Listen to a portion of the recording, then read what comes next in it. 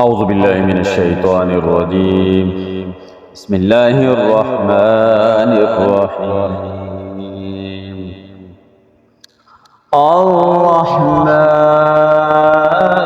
الرحمن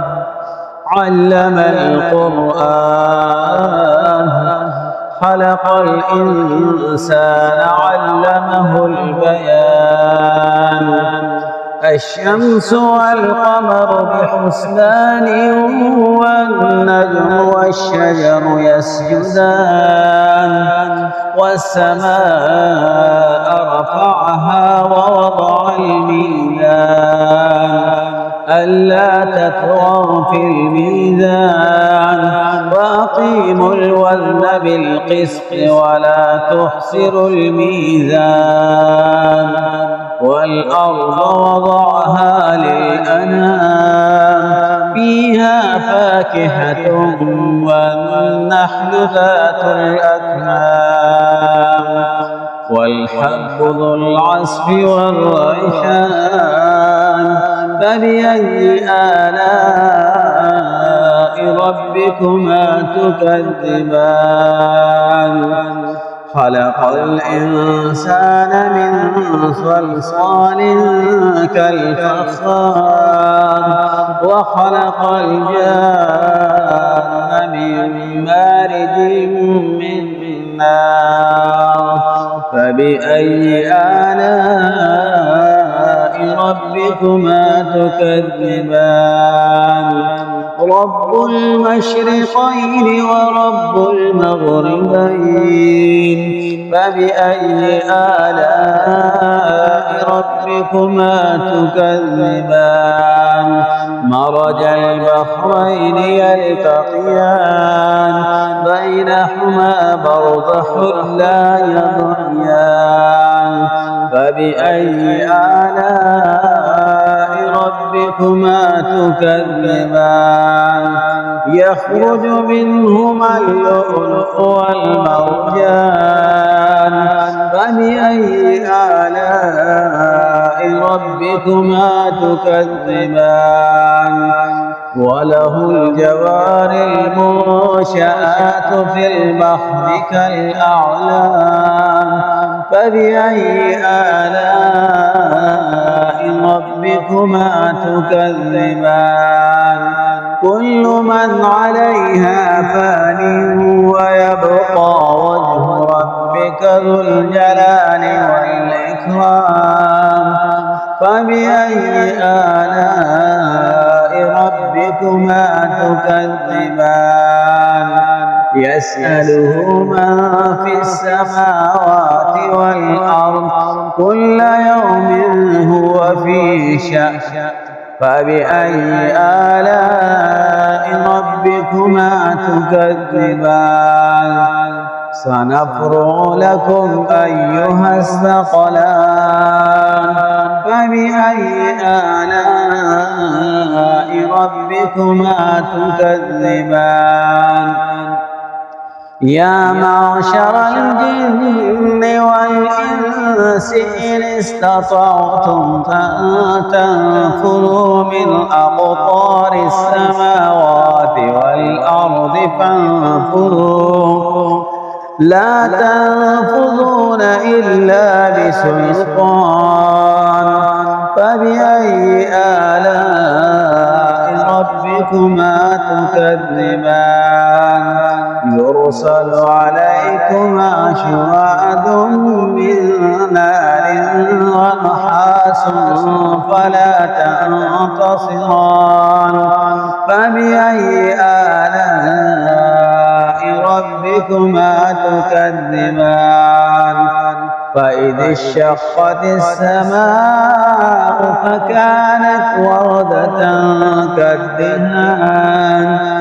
فبأي آلاء ربكما تكذبان فيومئذ لا يسأل عن ذنبه إنس ولا جان فبأي آلاء ربكما تكذبان يعرف المجرمون بسيماهم فيؤخذ بالنواصي والأقدام فبأي آلاء ربكما تكذبان هذه جهنم التي يكذب بها المجرمون يطوفون بينها وبين حميم آن فبأي آلاء ربكما تكذبان ولمن خاف مقام ربه جنتان فبأي آلاء ربكما تكذبان ذواتا أفنان فبأي آلاء ربكما تكذبان فيهما عينان تجريان فبأي آلاء ربكما تكذبان فيهما من كل فاكهة زوجان فبأي آلاء ربكما تكذبان متكئين على فرش بطائنها من استبرق وجنى الجنتين دان فبأي آلاء ربكما تكذبان فيهن قاصرات الطرف لم يطمثهن إنس قبلهم ولا جان فبأي آلاء ربكما تكذبان كأنهن الياقوت والمرجان فبأي آلاء ربكما تكذبان هل جزاء الإحسان إلا الإحسان فبأي آلاء ربكما تكذبان ومن دونهما جنتان فبأي آلاء ربكما تكذبان مدهامتان فبأي آلاء ربكما تكذبان فيهما عينان نضاحتان فبأي آلاء ربكما تكذبان فيهما فاكهة ونحل ورمان فبأي آلاء ربكما تكذبان فيهن خيرات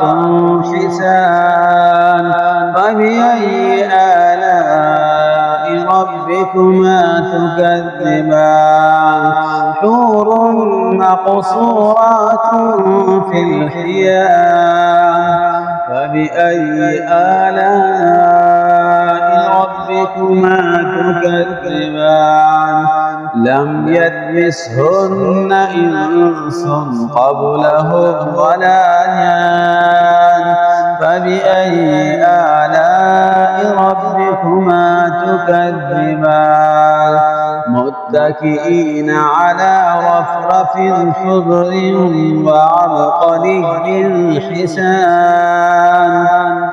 فبأي آلاء ربكما تكذبان تبارك اسم ربك ذي الجلال والإكرام صدق الله العظيم.